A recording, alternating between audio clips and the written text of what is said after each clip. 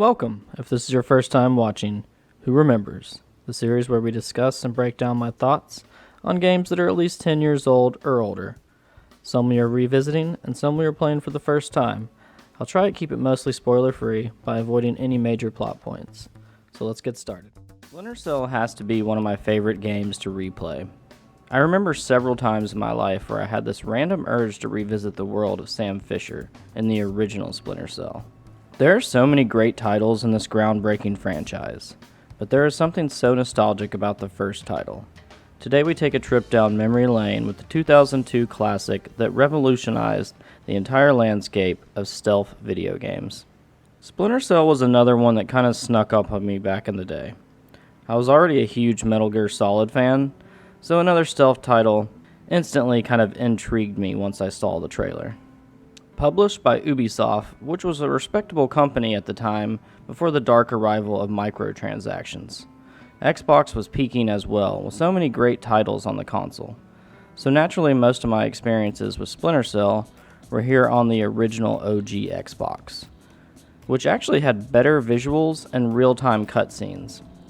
Yes, I played the Xbox 360 games, but the original Xbox trilogy was always my favorite and something I plan on covering on this channel. Now, one of the first things that stands out to me with the Splinter Cell series is the lighting. I was blown away by the realistic shadows and dynamic lighting effects. Sam uses shadows to hide from enemies as an advantage in stealth combat. Sometimes you even have to shoot out the lights to provide more cover. I could be wrong, but I don't recall any other games outside of maybe GoldenEye before Splinter Cell where you could actually shoot out lights. This was so cool to me. I truly felt like a ninja sneaking around my enemies, taking them out one by one in a stealthy manner.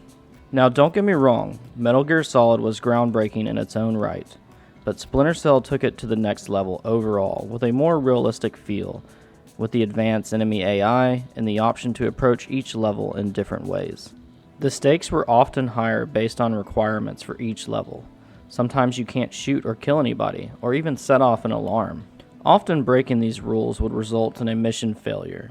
This was a unique aspect to the gameplay, and certainly raised the tension and stakes for each mission. I was always impressed with the intelligence of the enemy AI. Did you know the guards hum "If I Were a Rich Man"? I just thought that was interesting. I never knew that. They also would communicate with one another if they found a dead body. They would radio it in and sound an alarm and raise awareness to the other guards in the surrounding area. This would naturally increase the difficulty for Sam to move through the area with more awareness of his whereabouts. Before I go too far, I guess I should explain who Sam Fisher is. Sam is a field agent of the Splinter Cell program. Are we working with the CIA's cooperation? Blaustein is outfitted with subdermals just like yours. That'll be your best lead to find him. You didn't answer my question. We'll tell you what you need to know. You're not out there alone, Fisher. Through me, you're attached to a dozen of the best NSA minds we have. Which is a secret Black Ops project, part of the NSA.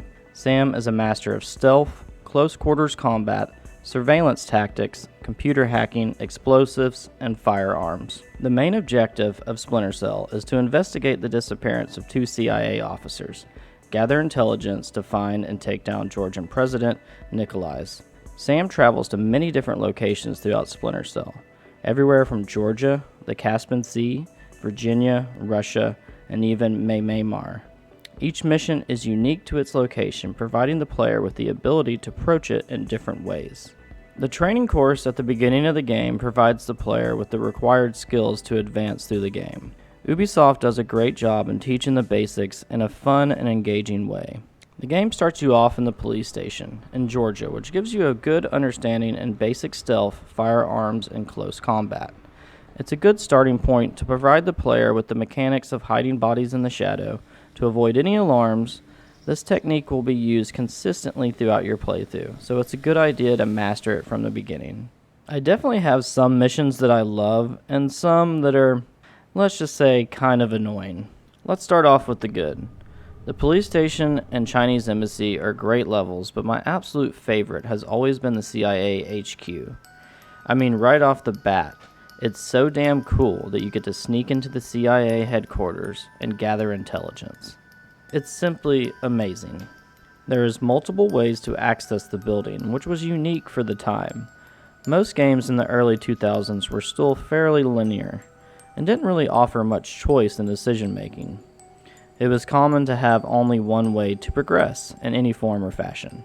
Once you actually enter the CIA building, you have to sneak around and take out the CIA members one by one without killing them. I always loved the dimly lit environment with only the lighting coming from the computer screens and hall lights. It's so fun moving around room from room, hacking into computers, finding access codes, and all without leaving a trace. It really doesn't get any more Splinter Cell than the CIA HQ. Now, let's get to two of my least favorite missions. The first has to be the oil refinery on the Caspian Sea. It's a fairly short level and can end quickly if spotted following the technician too closely. It's kind of annoying and honestly pretty boring to say the least. Next we have Calvintech. I don't even know if I'm pronouncing that right, but we're going to move forward. In this level you have to find Ivan and recover the encryption key. In these buildings it is completely on fire and loaded with mines and heavily armed Russian terrorists. They can spot you quickly and furthermore kill you quickly if you're not prepared. It's a long and tedious level, plus disarming the wall mines can be a little glitchy at times. If you do not approach them at the correct angle while standing straight up, you will probably blow yourself up. Nevertheless, the first Splinter Cell is an absolute classic and still holds up as one of my favorite games of all time. There has been rumors flying around for years now about a potential remake, and apparently it's already in production. So if you still haven't played any of the original Splinter Cell games, I'd recommend starting from the beginning.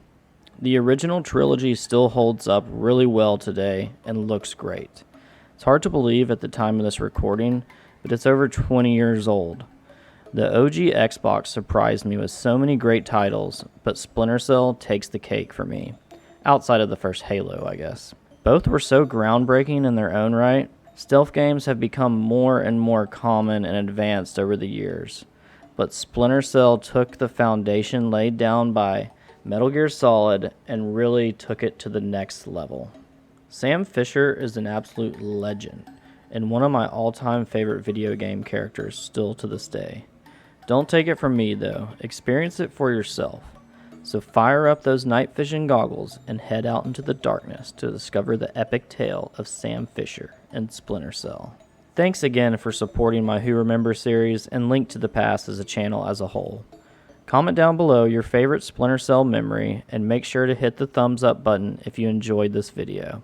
Consider subscribing to the channel for more scenic drives down memory lane. Until next time, stay blessed.